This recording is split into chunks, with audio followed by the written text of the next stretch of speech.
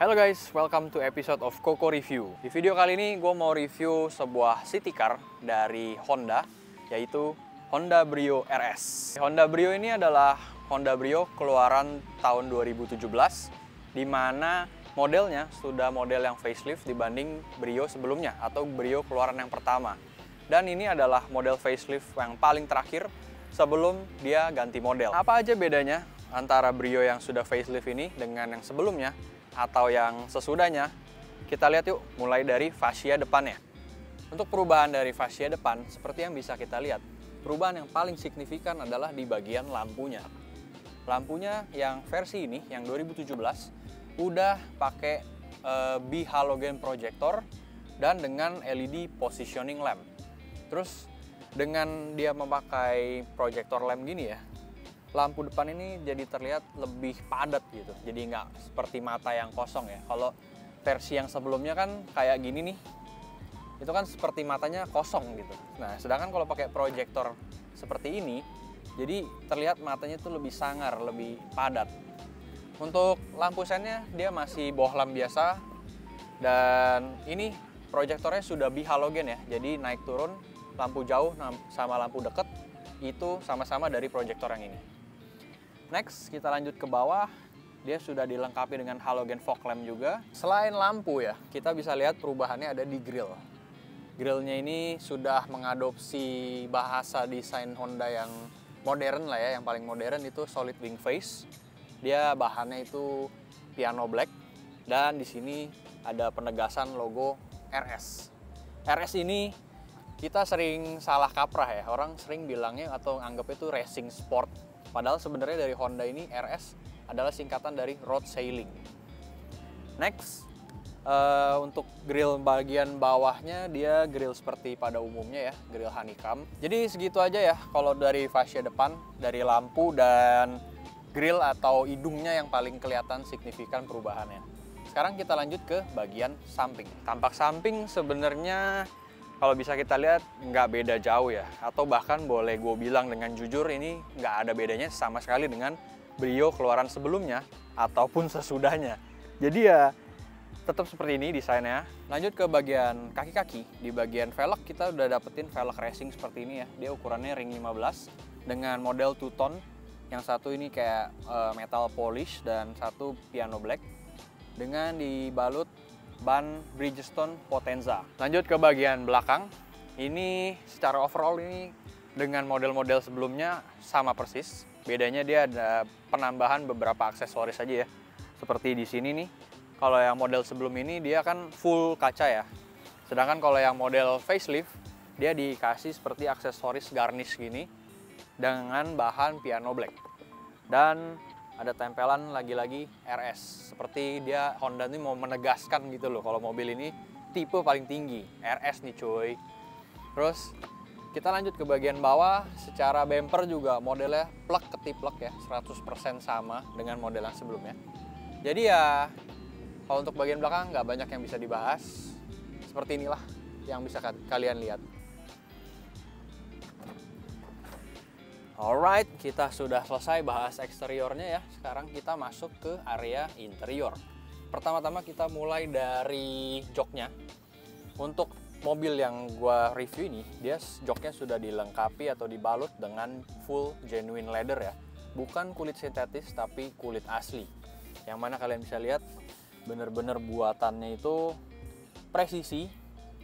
Lalu kualitas kulitnya juga kalau kita pegang ini sangat-sangat halus. Setelah kita bahas jok, selanjutnya kita bahas ke bagian dashboard. Untuk model dashboard, Honda ini kalau menurut pribadi gue ya, dia menganut paham salam satu dashboard. Kalau di kita kan driver online tuh salam satu aspal ya. Kalau Honda ini salam satu dashboard. Yang mana kalian bisa temuin modelan dashboard seperti ini mulai dari Brio sampai ke Honda Jazz, sampai ke Mobilio, lalu BRV yang model sebelum all new ya. Pasti kurang lebih modelan dashboardnya sama seperti ini. Bedanya tuh hanya minor-minor aja. Nah, kalau di Brio ini dashboardnya full plastik. Lalu di sini juga plastik. Di sini ada plastik modelan kayak carbon fiber gini ya, serat karbon. Dia full warna hitam. Lanjut ke bagian tengah, dia model kisi-kisi AC-nya seperti ini. Bisa geser-geser ya seperti pada umumnya. Untuk head unitnya udah dilengkapin dengan double din dari JVC. Dia sudah bisa Dolby Digital dan banyak fitur lainnya. Lanjut ke bagian AC, pengaturannya dia sudah digital, udah tombol-tombol gini ya, tapi dia belum masuk ke kategori climate control. Jadi kita AC-nya hanya bisa setting fan speed. Ini paling penuh, kita bisa kecilin dari sini, lalu on off di sini. Ini pengaturan arah semburan ya, dia cuma bisa atas doang atau atas dan kaki. Next, ini ada max cool, jadi fan speednya langsung otomatis paling kencang ya. Tapi ini beda dengan auto climate control ya. Kalau ini dia hanya memaksimalkan fan speednya aja, nggak ada sensor auto dengan yang berrelevansi dengan suhu ya. Next, kita bisa atur ini suhunya seperti ini, bukan pakai derajat tapi pakai tombol aja. Dan di tombol yang terakhir ini dia ada tombol AC on dan off. Ke bagian bawah di sini ada kantong ya untuk naruh handphone atau barang-barang. Tapi dia bahannya plastik nih. Jadi kalau kalian mau naruh barang seperti koin atau yang barang-barang keras gitu, pastikan kalian pakein tatakan aja supaya dia nggak bunyi-bunyi. Next, di bawah sini kita dapat power outlet 12 volt dengan 180 watt maksimum dayanya. Seperti ini. Lalu di sini juga ada kompartemen buat naruh barang dan lagi-lagi nih bahannya plastik. Next, di sininya cup holder 2. Lalu dilengkapi dengan transmisi otomatis. Lanjut ke bagian driver. Dengan setirnya sudah palang 3 gini dan belum dilapis kulit ya. Ini masih karet atau polyurethane seperti biasa atau seperti pada umumnya. Lalu di sini kita dilengkapin sama audio steering switch, bisa gedein kecilin volume dan pindah-pindah channel radio. Ini ada mode buat ganti-ganti ke radio, ke Bluetooth dan lain-lain. Untuk klaksonnya kita coba dengerin ya. Seperti itu klakson dari Brio-nya. Untuk adjustment steeringnya dia sudah bisa tilt, tapi belum bisa teleskopik. Lanjut ke bagian speedometer. Ini salah satu hal yang agak gua sebel ya dari Brio. Speedometer ini sangat-sangat simple dan bener-bener kayak apa ya? Kalian bisa lihat ini speedometer kayak salam tempel doang gitu loh. Jadi kayak ada permukaan plastik terus ditempel aja plek gitu. Terus lalu ditambahin jarum, beres. Kayak nggak ada variasi apa gitu dari Honda. Sudah bahas desain dan fitur-fitur, sekarang kita bahas posisi mengemudi dari Brio RS tahun 2017 guys. Ini posisi mengemudi yang cukup ergonomis ya. Kalau menurut gue sih lebih ke arah sporty karena dia cukup tenggelam. Buat gue yang tingginya 168 cm ini cukup pas sih. Pandangan nggak terlalu tenggelam di dashboard dengan setir yang rendah, jadi kayak feeling itu sporty. Bisa diatur ketinggiannya dengan tilt steering, tapi kalau dengan tinggi seperti gue sih lebih cocok yang rendah ya, karena kalau kayak gini dia ketinggian banget nih. Kalau kita turunin segini, ini pas banget.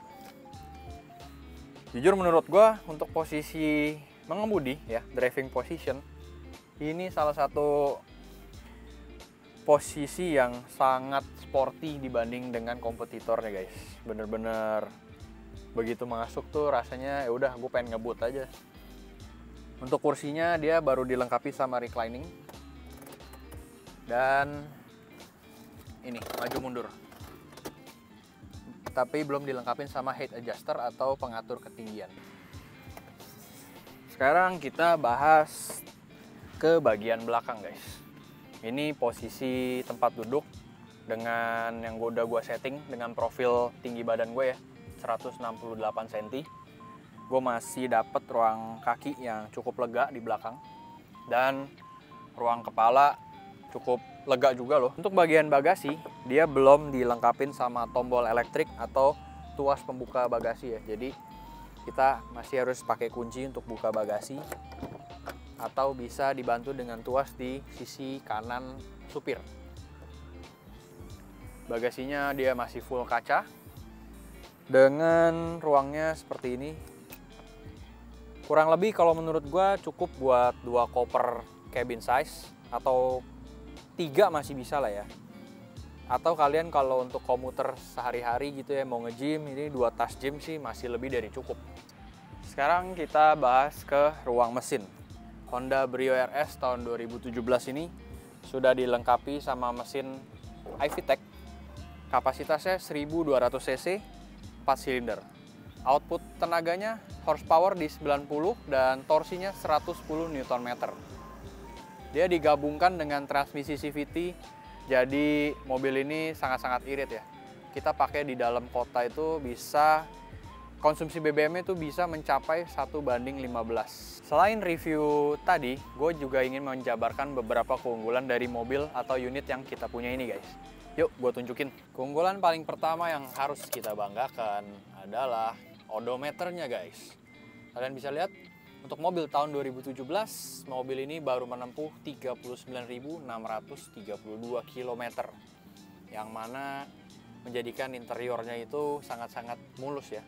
Kalian bisa lihat dari setirnya masih mulus dan nggak ada yang namanya kayak aus atau rontok ya. Terus bagian tengah AC-nya juga masih dilapis sama anti gores seperti ini. Jadi ini kalau kalian yang beli terus kalian buka, ini bener-bener feel-nya masih kayak baru banget. Lalu di bagian atas sun visor-nya pun masih dilengkapi sama plastik sampai ke sisi penumpang. Keunggulan nomor 2, mobil ini sudah dilengkapi sama auto retract spion. Jadi kalian bisa melipat spion hanya dengan satu sentuhan tombol kecil ini yang mungil. Keunggulan yang paling terakhir adalah di joknya atau bagian upholstery. Mobil ini sudah dilengkapi atau sudah dijahit paten dengan kulit asli, yang mana menjadikan interiornya terlihat lebih mewah. Oke guys, jadi segitu aja review singkat Honda Brio RS tahun 2017. Mobil ini rencananya akan kita jual, dan buat kalian yang tertarik atau berminat bisa kepoin langsung ke Instagram kita di finestauto.i1. Sekian dulu videonya ya guys. Thank you for watching. I'll see you in the next video. Bye.